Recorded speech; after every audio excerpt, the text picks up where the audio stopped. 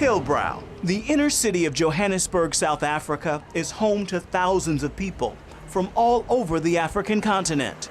Like many inner city towns suffering from urban decay, Hillbrow has its fair share of problems.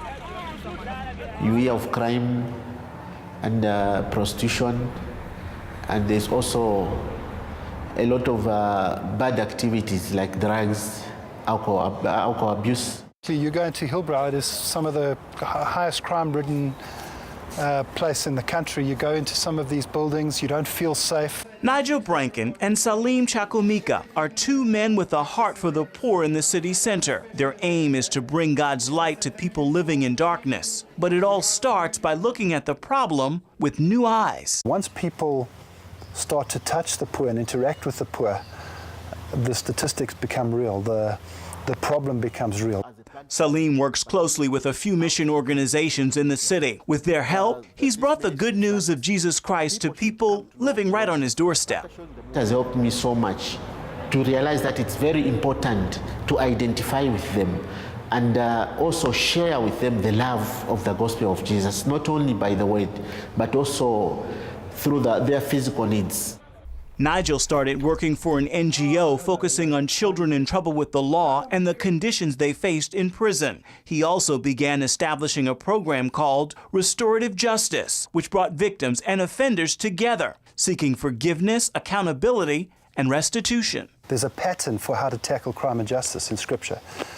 And we started to apply that. We started to do pilot projects for government that eventually helped to shape the child and youth care system in South Africa. That has really helped me in my own journey to say, well, if God can do this in crime and justice, surely his ways are in the Word for tackling poverty. Enoch Akanya is blind and unemployed. He seeks money for food from anyone willing to give. Anything in South Africa is better than nothing back home. I send the money so that my children can go to school in Zimbabwe. The government do not cater for that. We don't like to beg, because the begging, it brings human degradation, especially even to our families and to our children. Despite his disability and living conditions, Enoch dreams of contributing to the economy of South Africa. We are skilled.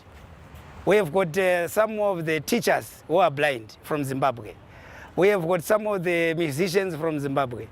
Well, there are many who are trained in various skills, but the problem is that they are not employed elsewhere, just because of foreigners. How we treat the foreigner and the alien and the widow and the orphan is how we will receive the blessing of God.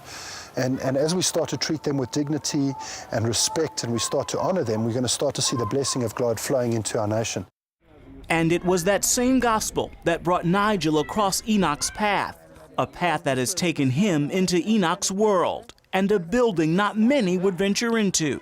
The environment is insecure to human beings. What they've done is inside here is erect an inner building slum.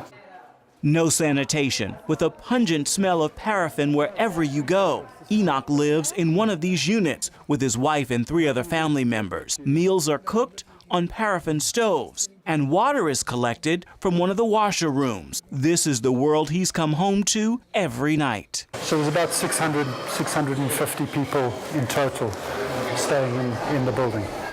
The sad thing in the city of Joburg, Matt, is there's about 1,200 buildings just on. That means there's a lot of people living in the inner city in very deplorable conditions. While searching scriptures to seek God's view on poverty, Nigel was drawn to the story of Nehemiah, who rebuilt the walls of Jerusalem. We've heard reports of what's happening in the country, we've heard reports of what's happening in the city, and we've gone out and we've begun to explore, and we've begun to form friendships with the poor.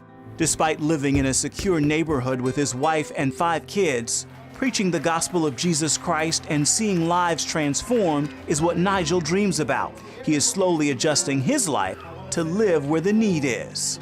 We won't be helping them out of a community where we live in opulence and we live so divided from the community we're trying to reach. We'll live among the people that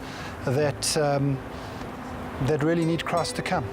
Doing that with a family of 5 children is a tall order. But Nigel and Trish are convinced this is God's plan for their lives.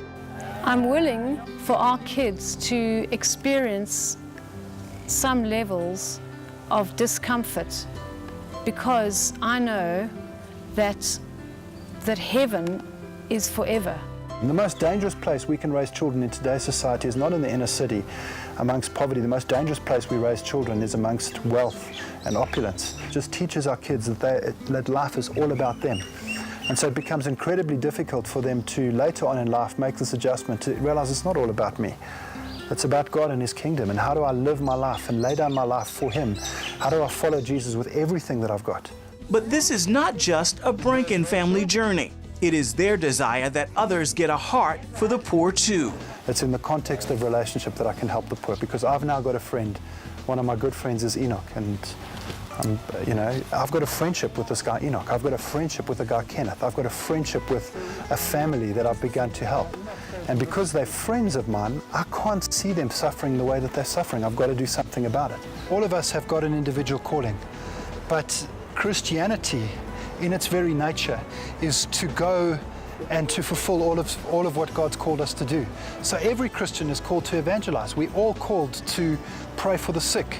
We're all called to care for the poor. Use your gift to care for the poor and to care for others, to serve your community. And in that way, you're going to find Jesus in a way that you've never experienced Him before.